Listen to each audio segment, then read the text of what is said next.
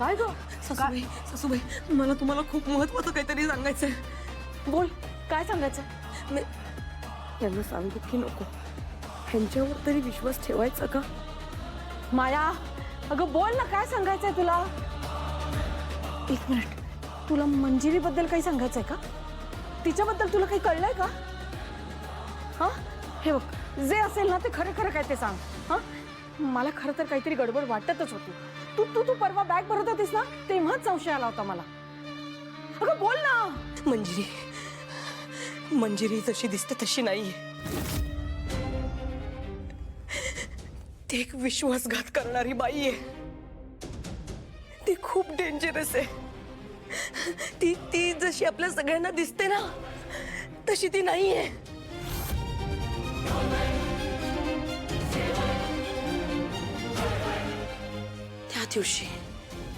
त्या दिवशी जेव्हा आपण दादासाहेबांच्या आत्म्याला बोलवण्याचा प्रयत्न करत होतो तेव्हा एका वेगळ्याच बाईचा आत्मा आला.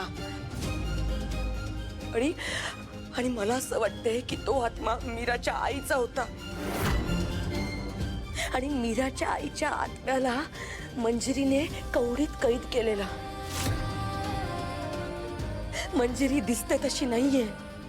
तिच्याकडे 3 कवड्या आहेत आणि त्या प्रत्येक कवडीमध्ये एक आत्मा आहे असं मला वाटतं. आणि तिच्याकडे एक खडा सुद्धा आहे. त्या खड्यासाठी मी पाहिलंय ती अशी वेडीपिशी होते. तो खडा नसला ना की तिला एकदम म्हाताऱ्या बाईसारखी दिसायला लागते. तिचे हात एकदम म्हाताऱ्या बाईसारखी वियर्ड दिसायला लागतात.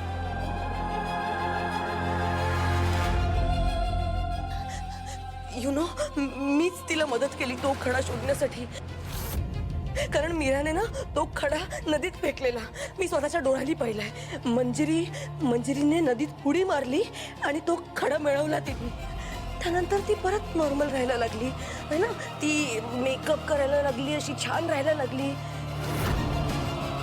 ते दादासाहेब स्वप्नात आले म्हणून नव्हतं, तर तिला तो खडा पुन्हा मिळालाय म्हणून होतं. त्यानंतर मीराने तिच्याकडून त्या 3 कवड्या घेतल्या आणि त्या कवड्या तिला परत मिळवायच्या होत्या म्हणून मंजिरीने माझी मदत मागितली. आणि त्याच्या मोबदल्यात तिने मला वचन दिलं की तिच्या हिश्श्याची अर्धी प्रॉपर्टी ती मला देईल. पण तिने नाही दिली. तिने माझा विश्वासघात केला. मुद्दा हा राहिला की मीराला हे जे काही घडतंय त्या सगळ्याबद्दल माहित आहे आणि मीरा तिच्या विरोधात आहे.